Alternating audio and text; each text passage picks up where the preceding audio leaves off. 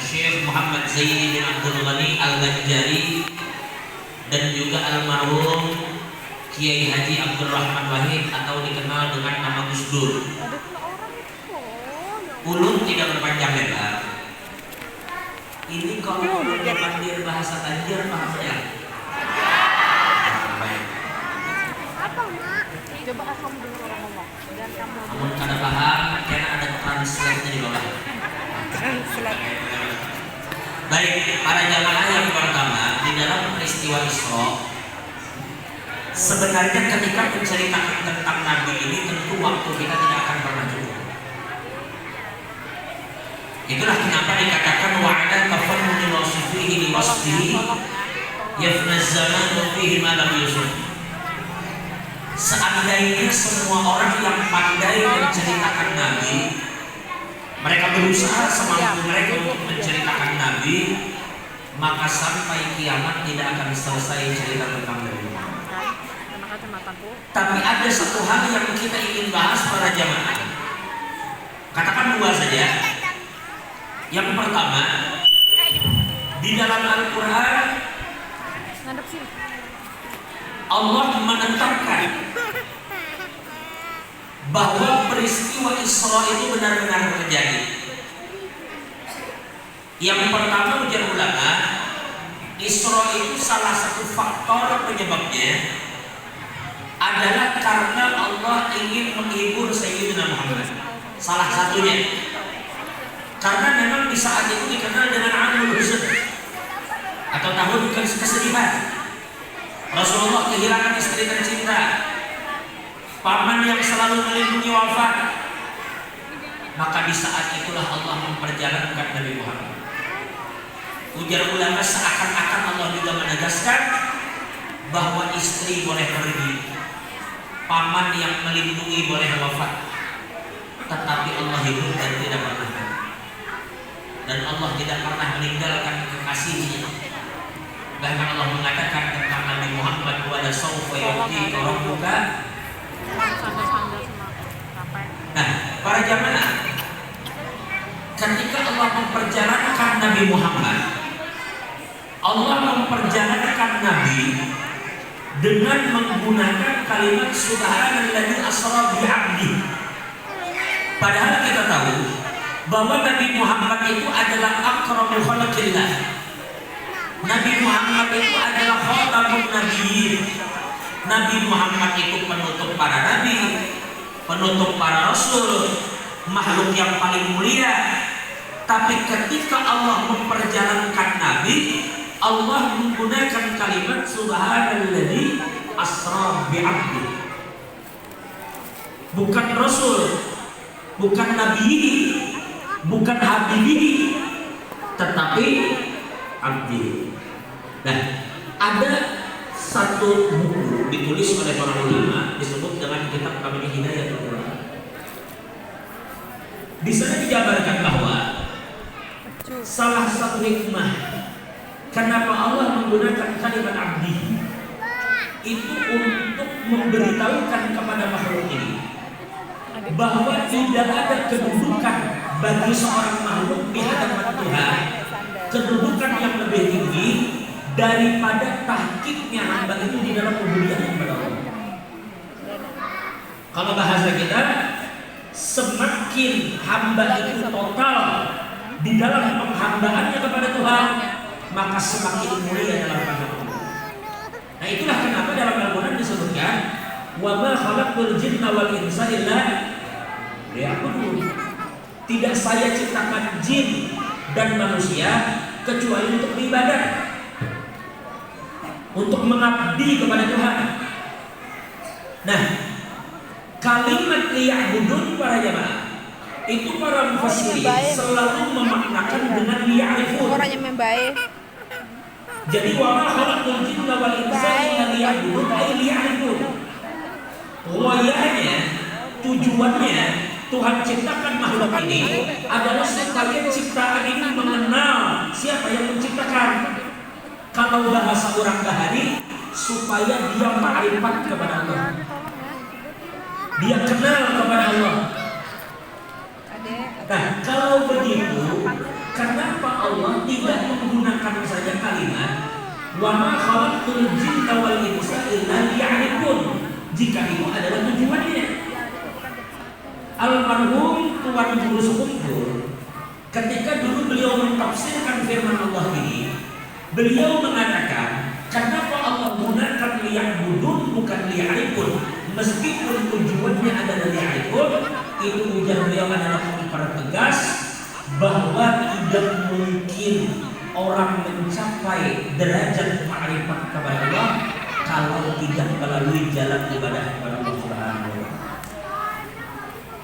Jadi mustahil ada orang mengklaim bahwa dia ma'rifat tetapi dia merendahkan, melecehkan atau meninggalkan syariat Nabi Muhammad.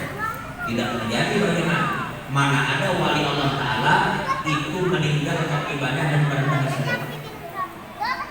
Jelas kira-kira? Kemudian kita fokus di kalimat Abdullah. Nabi Muhammad itu adalah yang lebih mulia dari beliau bagaimana? Tidak. Tapi lihat Nabi bagaimana tahqiq sebagai Abdullah. Nabi Muhammad itu pada zaman tidak punya dosa. Nabi itu maksud bukan berdosa diampuni, tapi memang tidak pernah berbuat dosa. Pada zaman yang tidak berdosa ini setiap malam itu sholat sampai kakinya bengkak. Para jemaah, orang yang maksum yang tidak berdosa ini setiap hari beristighfar antara 70 sampai 100 kali. Orang yang paling mulia ini ketika membangun Masjid Nabawi, kalau anunya itu misalnya bahari kan orang ada batang kok pakai tanah liat dibentuk disusun. Nah, Nabi Muhammad itu mengangkat tanah liat di umur 53 menjelang 54 ketika beliau hijrah membangun Masjid Nabawi. Nabi ikut bekerja sampai perut Nabi itu ada bekas tanah.